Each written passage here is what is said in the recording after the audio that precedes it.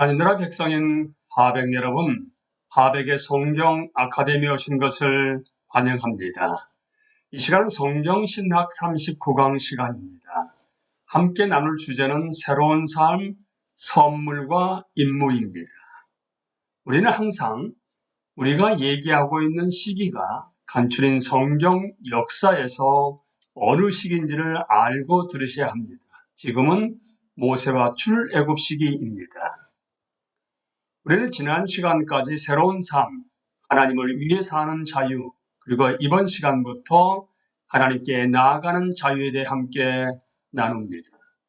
언약의 특성은 도저히 자격이 없는 백성에게 하나님께서 기꺼이 그들의 하나님이 되신다는 사실에 있습니다.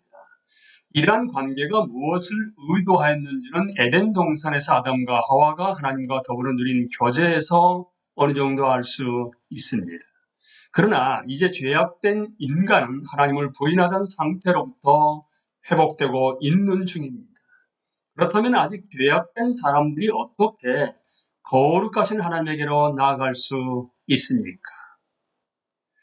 성경의 대답은 매개자, 즉 중보자를 통해서 가능하다는 것입니다. 모세는 출애굽에서 하나님의 구원사에게 중보자입니다. 또한 그는 출애굽에서 하나님의 구원사에게 의해 존재하게 된 구속의 상태를 해석해주는 하나님 말씀의 중보자입니다.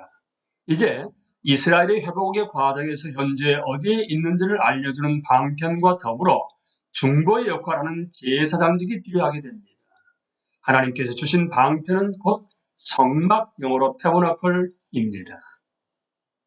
성막이라는 말은 단순히 천막을 의미하지만 특별한 천막을 가리키는 것이기 때문에 우리는 이 말을 계속 간직하고 있습니다.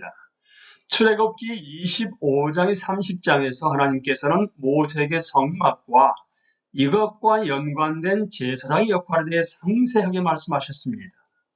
그리고 출애굽기 35장부터 40장에서 성막의 건립에 대한 묘사를 보게 됩니다. 그 다음에 레위기에서는 성막에서 수행되어야 할 여러 종류의 제사들을 언급하고 있습니다. 그러나 성막과 그 안의 내용물을 만드는 데 필요한 세부 사항들은 어느 하나도 그 백성 마음대로 할 수 없게 되어 있습니다. 그들은 그것들과 하나님의 관계를 알기 위해서 완전히 하나님의 계시에 의존해야만 하기 때문입니다.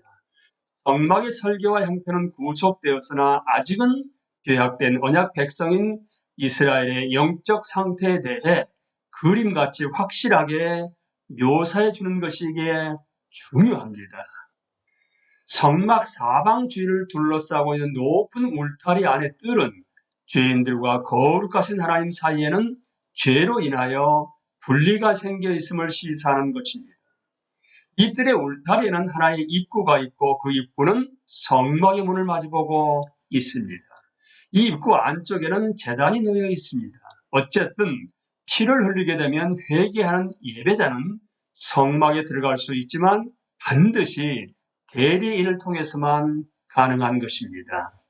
이스라엘 사람인 제사장이 그 백성을 대표하는 것이며 그들 대신에 그 성막 안으로 들어갈 수 있는 것입니다. 하지만 그들도 제사를 드린 후에 성막 앞에 있는 물두멍에서 자신을 씻어 깨끗이 하고 나서야 비로소 들어갈 수 있는 것입니다. 성막 안에는 등대와 떡상과 분향단이 있습니다. 그리고 성막 저 안쪽에는 휘장으로 칸막이가 되어 있는데 거기는 정방향의 방이 있고 그 안엔 언약궤가 들어 있습니다. 이와 같은 구조는 다음 세 가지 중대한 진리를 말해주는 것입니다. 첫째, 하나님께서는 자기 백성 가운데 살면서 그들과 만나시려 하십니다. 둘째, 죄가 사람들을 하나님으로부터 분리시키고 있습니다. 셋째, 하나님께서는 제사와 제사장의 중보적 직분을 통해서 화목의 길을 제공하십니다.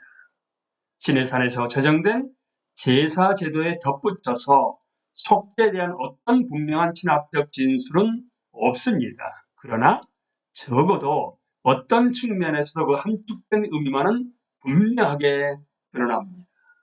우선 제사 제도를 성실하게 적용하는 것이야말로 하나님께서 보시기에 연락할 만한 것이며 죄의 사죄를 가져오는 것이라는 말씀을 이스라엘 백성이 들었습니다. 레위기 1장에서 6장에 언급되어 있는 5가지 주요 제사들은 하나님과의 교제의 회복과 화목을 표현해 주고 있는 것입니다. 거룩하신 하나님 앞에서 죄를 범한 자들로부터 시작해서 이 제사들의 각기 다른 측면들은 제사를 드리는 자 대신에 희생물을 바치는 제사, 죄의 덮음 또는 속죄, 잘못을 당한 사람에 대한 보상, 하나님께 대한 순종과 헌신, 그리고 음식을 믿음으로써 하나님과의 교제를 가리키는 것입니다.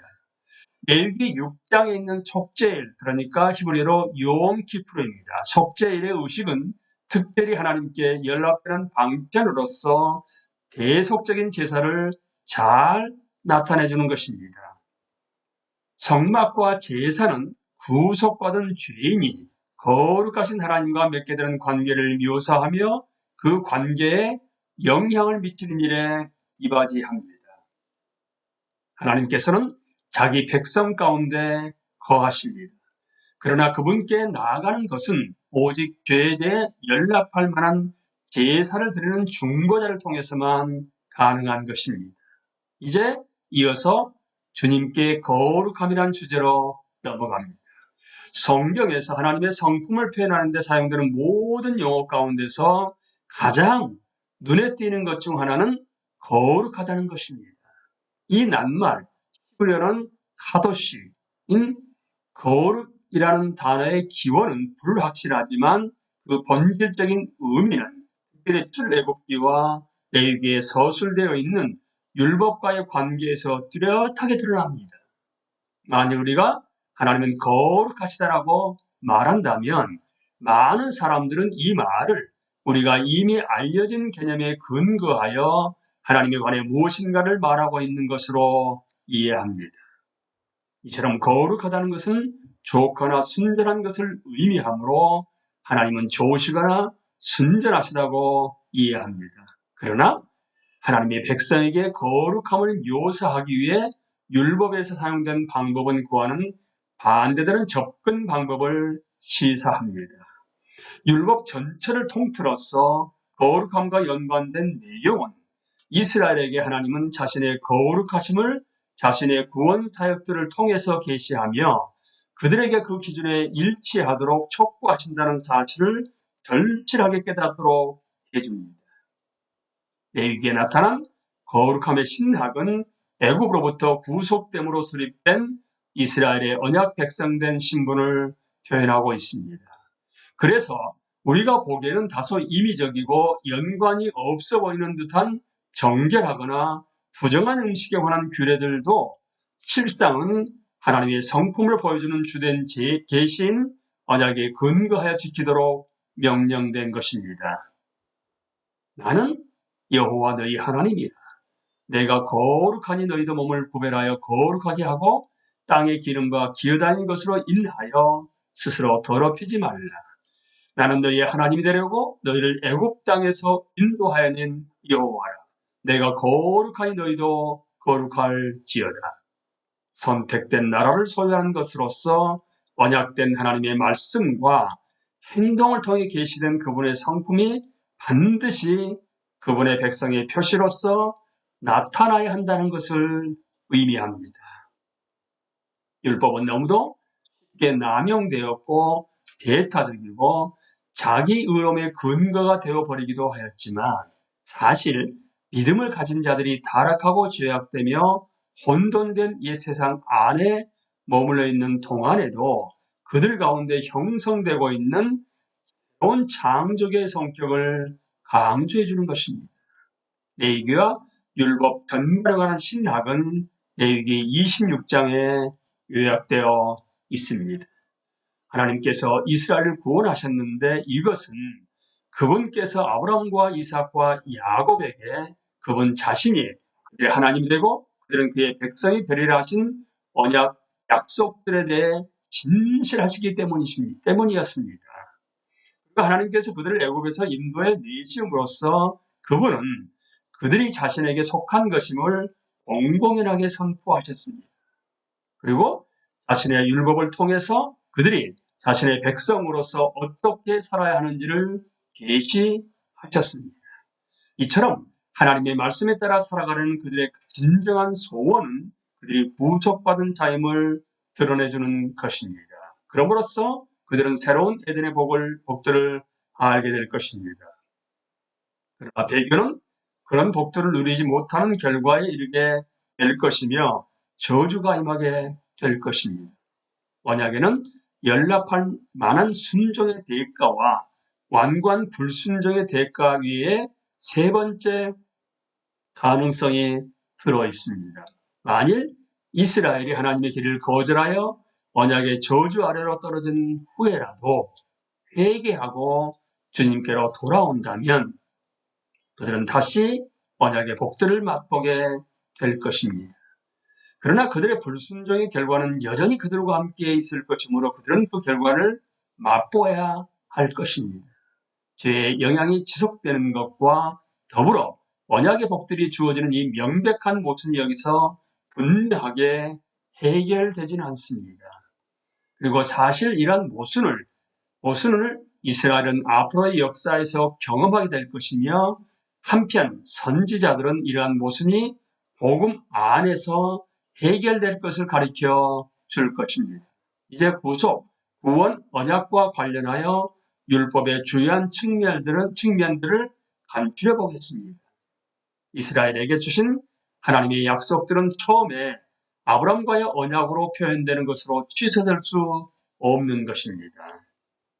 하나님께서는 자신의 말씀을 어기실 수가 없습니다. 애굽으로부터의 구속은 언약 약속들을 시행하는 핵심 요소인 것입니다.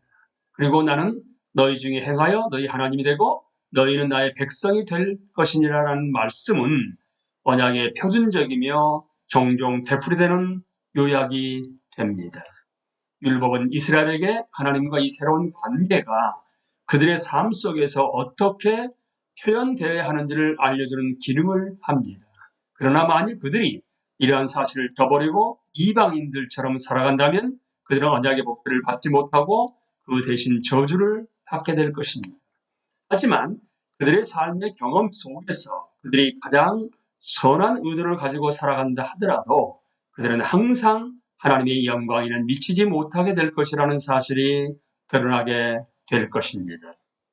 그러기에 율법은 지속적으로 그들은 하나님의 거룩함의 표준에 이를 수 없으며 그분을 마음을 다하고 성품을 다하고 힘을 다하여 사랑할 수 없다는 것을 깨닫게 하는 것입니다.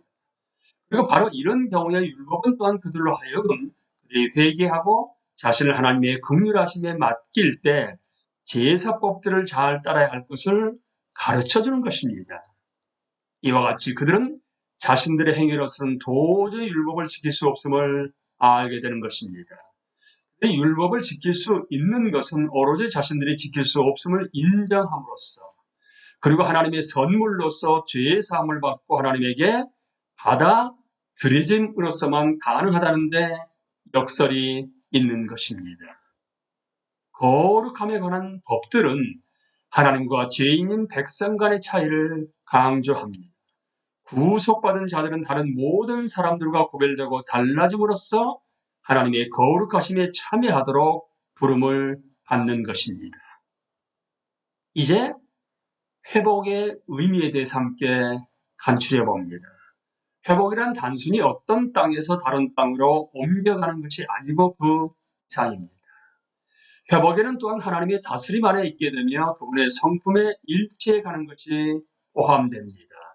약속된 땅에서 하나님의 백성으로 사는 이스라엘은 하나님께서 그들 안에 사는 백성이며 성막의 사역을 통해서 그분께로 가까이 갈 수 있는 백성으로서 특징 지어져만 합니다. 우리는 하나님 나라 관점에서 하나님 통치의 대상이 인간 그들이 살아가는 세상 세 가지로 나누었을 때 지금 우리는 모세 시대로서 하나님 여호와 우리 주님이죠. 우리 왕이시죠. 그리고 인간은 이스라엘 백성 그리고 세상은 가나안 땅입니다.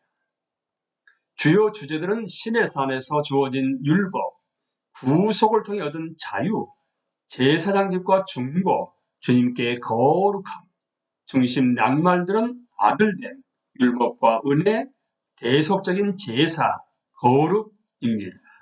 그리고 앞길은 돌판에 기록된 율법이 마음에 기록된 율법으로 나아갑니다.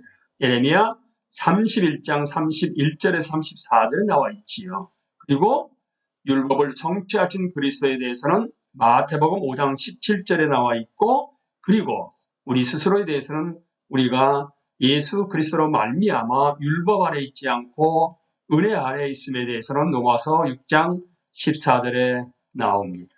그리고 성막, 성전, 그리고 중요한 새 성전이신 그리스도로 우리가 앞길이 전개됨을 알게 됩니다. 이제 우리는 여기까지 왔다 하게 되면 다음 시간에는 새로운 강의로 넘어갑니다. 감사합니다.